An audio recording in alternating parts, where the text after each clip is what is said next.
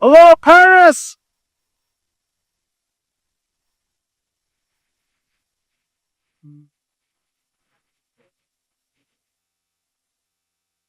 Bonjour! NVIDIA's first GTC in Paris. This is incredible. Moore's law, semiconductor physics, is only giving you about 2 times more performance every 3 to 5 years. How could we achieve 30, 40 times more performance in just 1 generation? This is the new GeForce. It is 2 tons, 2.5 tons, 1.2 million parts, manufactured in 150 factories.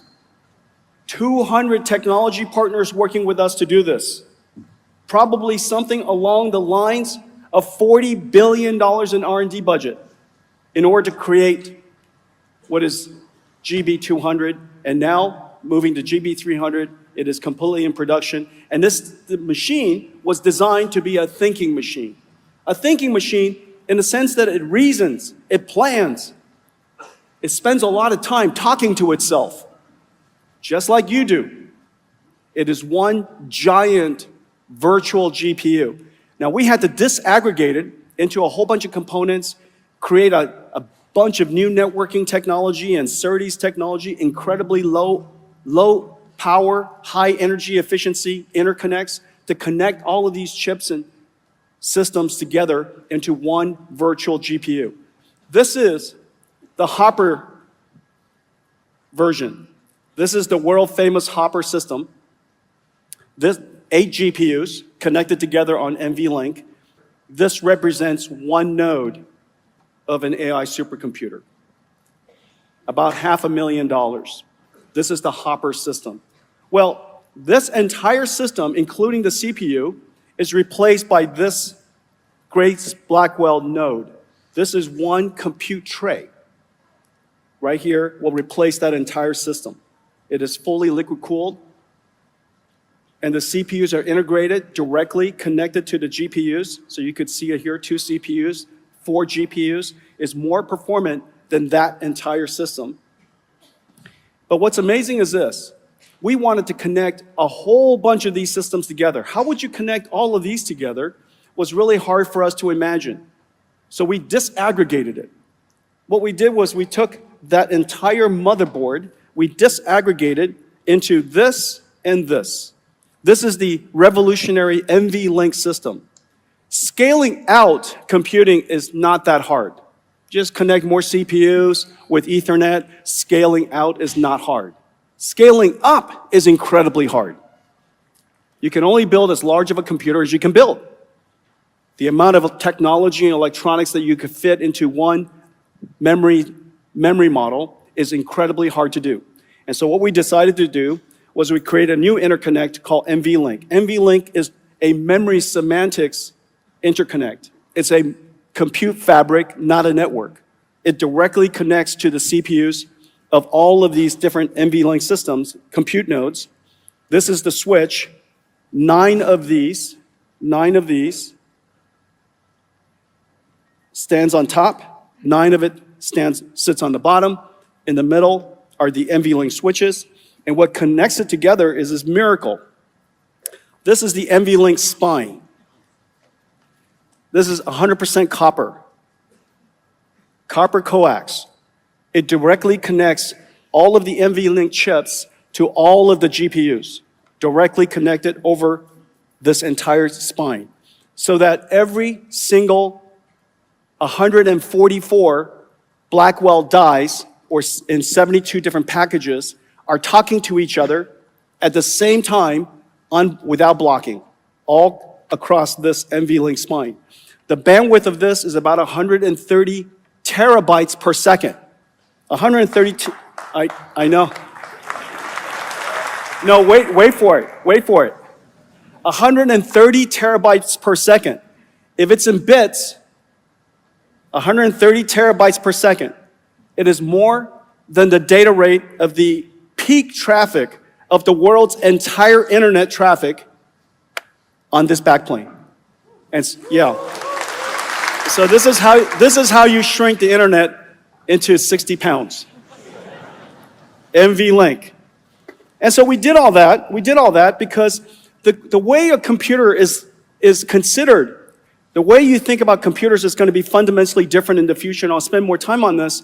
But it was designed to give Blackwell a giant leap above Hopper. And we needed 30, 40 times more performance because the reasoning models are talking to themselves. Instead of one-shot ChatGPT, it's now a reasoning model, and it generates a ton more tokens when you're thinking to yourself. You're breaking the problem down step by step, you're reasoning, you're trying a whole bunch of different paths. And so those thinking models, reasoning models, achieved incredible performance, but it requires a lot more computational capability. And what net result, NVLink 72, Blackwell's architecture, resulted in a giant leap in performance. The way to read this is the x-axis is how fast it's thinking. The y-axis is how much the factory can output supporting a whole bunch of users at one time. And so you want the throughput of the factory to be as high as possible, so you could support as many people as possible, so that the revenues of your factory is as high as possible. You want this axis to be as large as possible because the AI is smarter here than it is here. The faster it can think, the more it can think before it answers your answer. And so this has to do with the ASP of the average selling price of the tokens, and this has to do with the throughput of the factories. These two combined in that corner is the revenues of the factory. This factory, based on Blackwell, can generate a ton more revenues as a result of the architecture. But the supply chain that came together to build these GB200 systems, 2 tons each, we're producing them now 1,000 systems a week. No one has ever mass-produced supercomputers at this scale before. Each one of these racks is essentially an entire supercomputer. Only in 2018, the largest Volta system, the Sierra supercomputer in 2018, is less performant than one of these racks. And that system was 10 megawatts. This is 100 kilowatts. So the difference generationally between 2018 and now, we've really taken supercomputing, AI supercomputing to a whole new level, and we're now producing these machinery at enormous scales. And this is just the beginning. In fact, what you've seen is just one system, Grace Blackwell. DGX Spark enables you to have essentially the Grace Blackwell system on your desktop. In the case of Spark, desktop. In the case of DGX Station, desk side. This way, you don't have to sit on a supercomputer while you're developing your software, while you're developing your AI. But you want the architecture to be exactly the same. These systems are identical from an architecture perspective. From a software developer's perspective, it looks exactly the same. Look at this.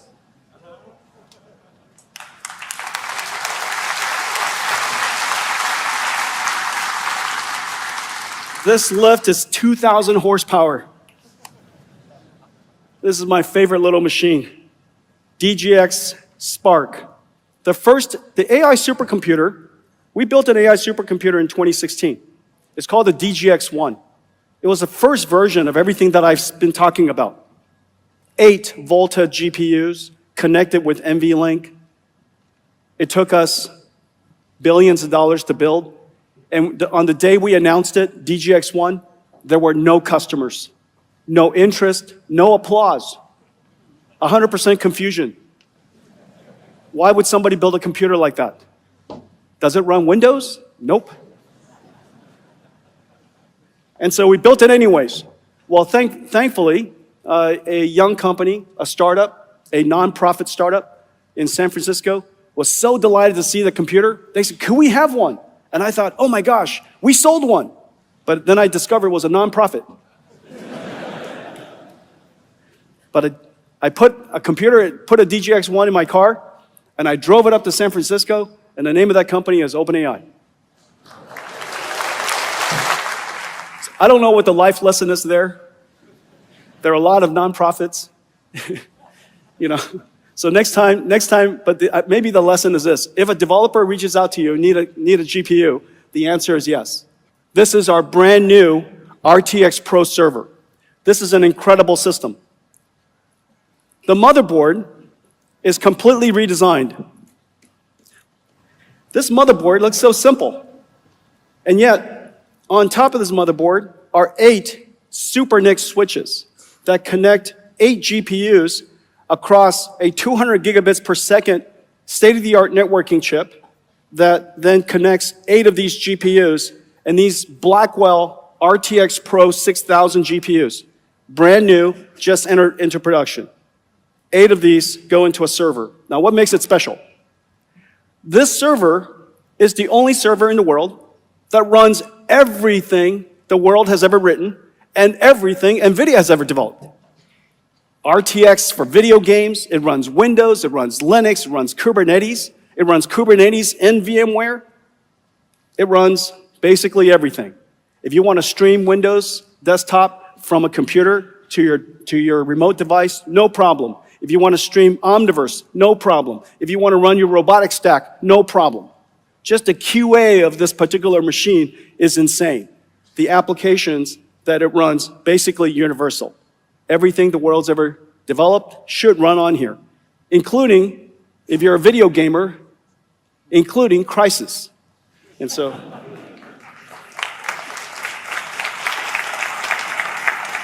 if you can run Crysis, you can run anything. Okay, this is the RTX Pro server, brand new enterprise system. AI technology is moving at light speed. And what I'm showing you here, proprietary models on the left, moving at light speed. However, the open models are also moving at light speed, only a few months behind. Whether it's Mistral, Llama, DeepSeek R1, R2 coming, Q1, these models are all exceptional. Every single one of them exceptional.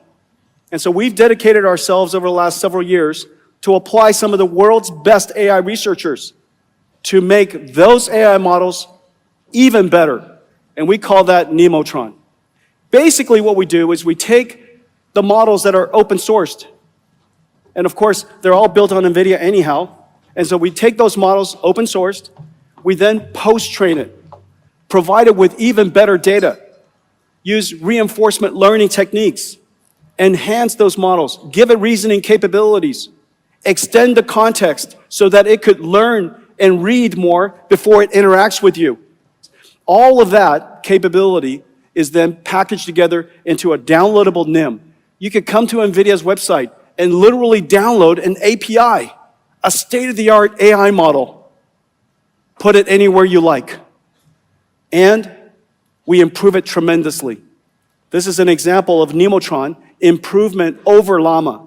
So Llama 8B, 70B, 405B, improved by our post-training capability, extension of reasoning capability, all the data that we provide, enhanced it tremendously. We're going to do this generation after generation after generation. In benchmarks after benchmarks after benchmarks, Nemotron performance has top of the leaderboard all over the place. And so now you know that you have access to an enhanced open model that is still open, that is top of the leader chart. And you know that NVIDIA is dedicated to this, and so I will do this for as long as I shall live, okay? We're also announcing that we have a great partnership with Perplexity. Perplexity is a reasoning search engine. Yep. The 3 models I use ChatGPT, Gemini Pro, and Perplexity. And these 3 models I use interchangeably, and Perplexity is fantastic. We're announcing today that Perplexity will take these regional models and connect it right into Perplexity so that you could now ask and get questions in the language, in the culture, in the sensibility of your country. Agentic AI, agents, is a very big deal. As you know, in the beginning, with pre-trained models, people said, but it hallucinates. It makes things up. You're absolutely right. It doesn't have access to the latest news and data information. Absolutely right. It gives up without reasoning through problems. It's as if every single answer has to be memorized from the past. You're absolutely right. Why doesn't it use a calculator? You're absolutely right. And so all of those capabilities associated with intelligence, everybody was able to criticize, but it was absolutely right because everybody largely understands how intelligence works. But those technologies were being built all around the world. All of those capabilities are now integrated, and you can see it coming out into the marketplace all over the place. Agentic AI is real. Agentic AI is a giant step function from one-shot AI. The one-shot AI was necessary to lay the foundation so that we can teach the agents how to be agents. You need some basic understanding of knowledge and basic understanding of reasoning to even be able to be teachable. And so pre-training is about teachability of AI. Post-training, reinforcement learning, supervised learning, human demonstration, generative AI, all of that is coming together to formulate what is now agentic AI. And the original chatbot would have generated a few hundred tokens. But now with that one single prompt into an agent to solve a problem, it must have generated 10,000 times more tokens. This is the reason why Grace Blackwell is necessary. This is the reason why we need performance and the systems to be so much more performant generationally. Well, this is how Perplexity builds their agents. Every company will have to build their own agents. It's terrific. You're going to be hiring agents from OpenAI and Gemini and Microsoft Copilot and Perplexity and Mistral, and there'll be agents that are built for you. However, if you want to build a company, you're going to need specialized agents on specialized tools and using specialized tools and specialized skills. And so the question is, how do you build those agents? Well, we now have a great system. I'm so happy to announce this for you. This is called our DGX Lepton. DGX Lepton, what you're looking at here, is a whole bunch of different clouds. Here's the Lambda cloud, the AWS cloud, your own developer's machine. Your own system could be a DGX station, Nebius, Yoda, and Scale. It could be AWS, it could be GCP. NVIDIA's architecture is everywhere. And so you could decide where you would like to run your models. You deploy it using one super cloud, so it's a cloud of clouds. Once you get it to work, once you get this NIMS deployed into Lepton, it will go and be hosted and run on the various clouds that you decide. One model architecture, one deployment, and you can run it everywhere. If you want to deploy it in the cloud, you got GB200s in the cloud. You're going to deploy it all the way on your DGX Spark or DGX Station, no problem. And so Lepton will help you do all of that. Let's talk about industrial AI. We're working on industrial AI with one company after another. This is BMW building their next generation factory in Omniverse. And this is Toyota building a digital twin of their warehouse in Omniverse. And when you build these warehouses and these factories in Omniverse, then you could simulate its effectiveness before you go and physically lift and move things around to discover it wasn't optimal. And so the ability to do everything digitally in a digital twin is incredible. But the question is, why does the digital twin has to look photoreal? And why does it have to obey the laws of physics? The reason for that is because we wanted ultimately to be a digital twin where a robot can learn how to operate as a robot. And robots rely on photons for their perception system. And those photons are generated through Omniverse. And robots needs to interact with the physical world so that it could know whether it's doing the right things and learn how to do it properly. And so these digital twins have to look real and behave realistically. Okay, so that's the reason why Omniverse was built. As you know, everything that moves will be robotics. Everything that moves will be AI-driven. And the car is the most obvious next one. NVIDIA builds the AI supercomputers to train the model. The AI supercomputer for Omniverse digital twins. We also build the AI supercomputers for the robots itself. In every single case, whether it's in the cloud, for Omniverse, or in the car, we offer the entire stack. The computer itself, the operating system that runs on top of this computer, which is different in every single case. This computer, high speed, sensor rich, must be functional safe. In no circumstance could it fail completely. And so the safety requirement's incredibly high. And now we have an incredible model that sits on top of it. This model that sits on top of it is a transformer model. It's a reasoning model. And it takes sensor in, you tell it what you want it to do, and it will drive you there. Takes pixels in, and it generates path plans output. So it's a generative AI model based on transformers. Incredible technology. NVIDIA's AI team, AV team, is incredible. This is the only team that I know that has won end-to-end self-driving car challenge at CVPR 2 years in a row. And so they're the winner again this year. 1 billion cars on the road, 10,000 miles a year on average, 10 trillion miles. The future of autonomous driving is obviously gigantic. And it's going to be powered by AI. At the core of everything we do here with AV is safety. And we're really, really proud of our Halo system. It starts with the architecture of the chip, and then the chip design, and the systems design, the operating system, the AI models, the methodology of developing the software, the way we test it, everything from the way we train the models, the data we provide for the models, all the way to the way we evaluate the models.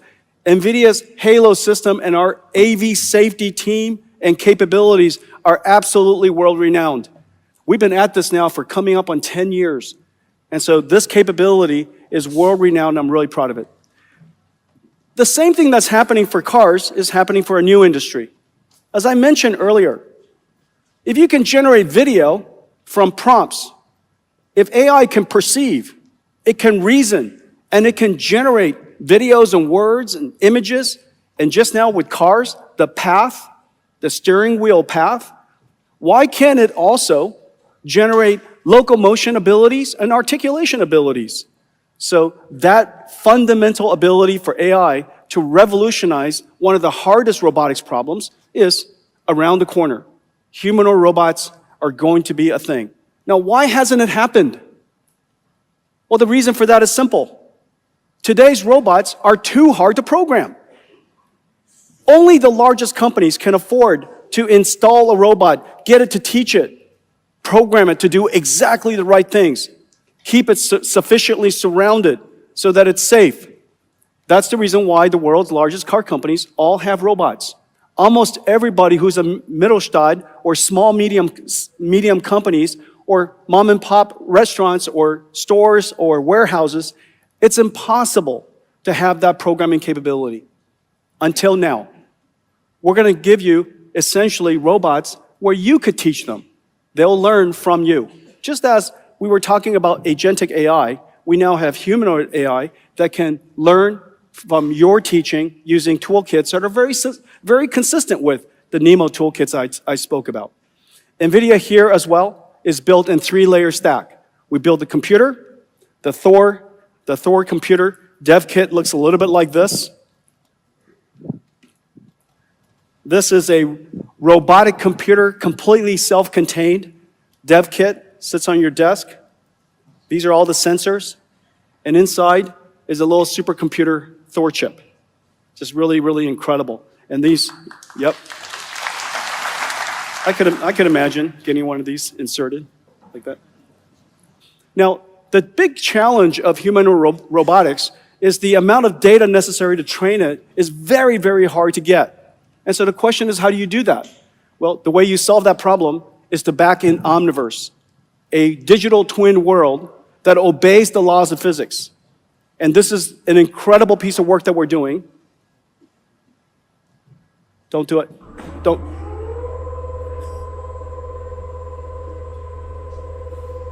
Oh, my fault. Okay, these are robots.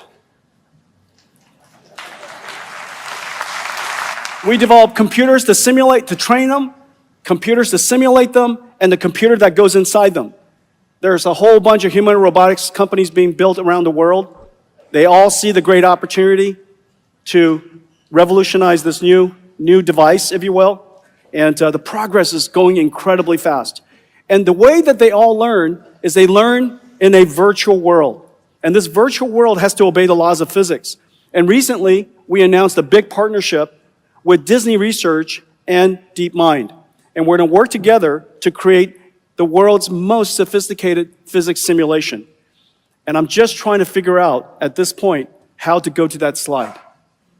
Teach me. Who's with me? This is what happens when you only rehearse once. Okay, so this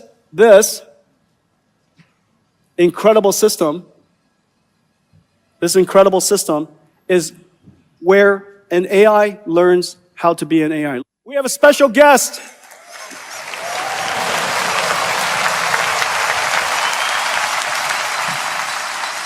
Your name is Greg. Now, look at this. Greg learned how to walk inside Omniverse, obeying the laws of physics.